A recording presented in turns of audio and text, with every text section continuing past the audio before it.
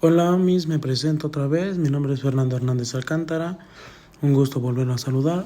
La exposición del tema de hoy es sobre la estructura de capital, que como introducción hoy vamos a hablar sobre dos conceptos clave en el mundo de las finanzas, que se basa en la estructura del capital y el costo del capital, que también conocemos como costo promedio ponderado del capital o el WACC. Estos dos elementos son fundamentales para entender cómo las empresas financian sus operaciones y proyectos y cómo estas decisiones afectan su valor y riesgo financiero. La estructura del capital, su definición se basa primero, que es la estructura del capital, se refiere a la manera en la que la empresa financia sus activos, así queriendo decir combinando deuda y patrimonio. Como la deuda puede incluir préstamos y bonos, mientras que el patrimonio se refiere al dinero que se obtiene en las accionistas al comprar acciones de la empresa. La combinación adecuada de estos dos elementos es clave del éxito financiero de la empresa. Como siguiente tema son los factores que influyen a la elección de la estructura de capital. En estos varios factores afectan cómo una empresa decide su estructura del capital. Así queriendo decir como el primer punto el tamaño de la empresa, que se refiere a las empresas más grandes generalmente tienen acceso a más opciones de financiamiento y pueden asumir más deuda. La estabilidad de los flujos de caja se basa en las empresas con ingresos estables, que estos pueden manejar mayores niveles de deuda ya que tienen la capacidad de pagarla. En el otro tema, que es la tasa de interés, cuando la tasa de interés son bajas, usar deuda se vuelve más atractivo porque el costo de los préstamos es menor y pues así nada más. Los impuestos son basados en los intereses pagados sobre la deuda, son deducibles de impuestos, lo que hace que el uso de la deuda sea más ventajoso, ya sea fiscalmente como financieramente. En los siguientes temas veremos cómo es la estructura óptima del capital. La estructura óptima del capital es aquella que minimiza el costo del capital y aumenta o maximiza el valor de la empresa. Este es un equilibrio entre utilizar deuda que es más barata y no asumir demasiado riesgo de tasa por endeudamiento excesivo. En el otro tema vemos la determinación de estructura óptima del capital. Esta, para determinarla, es una estructura óptima. Analizamos el costo promedio ponderado del capital, que nos ayuda a entender cómo se relaciona la deuda y el patrimonio. Al poder encontrar el punto donde el costo total del financiamiento es el más bajo, podemos maximizar el valor de la empresa.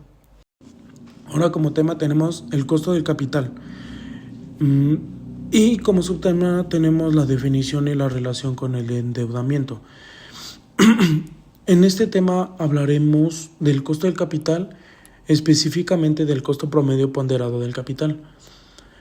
Este indicador refleja el costo total de la empresa que debe de pagar por sus fuentes de financiamiento. Por ejemplo, cuando una empresa tiene mayor nivel de deuda, el costo promedio ponderado del capital puede disminuir al principio, pero puede aumentar el riesgo de incumplimiento y ya que este también se incrementa. En el siguiente tema veremos cuál es el análisis de la estructura del costo promedio del capital. Este se compone de varios elementos. Uno de ellos es el patrimonio. Este es el costo que la empresa debe pagar a sus accionistas que esperan el retorno de inversión. Otro de ellos es la deuda. En este se refiere que este es el costo de los préstamos debido a los beneficios fiscales y este costo suele ser más bajo que el del patrimonio. Y las acciones preferentes, que estas se basan en que tienen un costo intermedio, ya que ofrecen dividendos fijos, o sea, ofrecen lo mismo fijamente. En el siguiente tema veremos el cálculo del costo promedio ponderado del capital. Como tal se lo mostramos se lo mostraré en las presentaciones, que donde E es el valor de patrimonio, la D es el valor de la deuda, la V es el valor total de las empresas, más la suma de patrimonio más deuda, y la R es el costo de patrimonio, la RD es el costo de la deuda y la T es la tasa impositiva. En el tema de la política monetaria del costo promedio ponderado del capital, lo podemos definir con un ejemplo, dándolo así como cuando los bancos centrales bajan las tasas de interés, esto reduce o baja el costo de la deuda, lo que puede llevar a un promedio ponderado del capital más bajo. Ahora veremos el tema de los factores que afectan el costo promedio de ponderado del capital. Este puede verse afectado por varios factores. Uno de ellos es el factor externo, que puse como ejemplo, que son condiciones de mercado como la economía en general y las políticas fiscales. Y los factores internos, que incluyen la política de dividendos de la empresa y su reputación del mercado. Y para finalizar los temas, ¿cuáles son los usos del costo de capital? Finalmente, el costo de capital tiene varios usos importantes. Uno de ellos es evaluar proyectos de inversión. Este se utiliza como la tasa de descuento para determinar si un proyecto puede generar suficientes retornos. Otro de ellos es el valor de la empresa. Este se refiere que si es crucial en los modelos como el flujo de la caja, descontando donde proyectamos flujos de efectivos a largo plazo futuros. Y por último, la toma de decisiones financieras. Esta ayuda a las empresas a encontrar la mejor mezcla entre deudas y el capital propio, buscando simplemente minimizar costos y maximizar el valor. Y como conclusiones tenemos que, en resumen, tanto la estructura del capital como el costo promedio ponderado del capital son conceptos fundamentales en las finanzas, que afectan la salud y el valor de una empresa.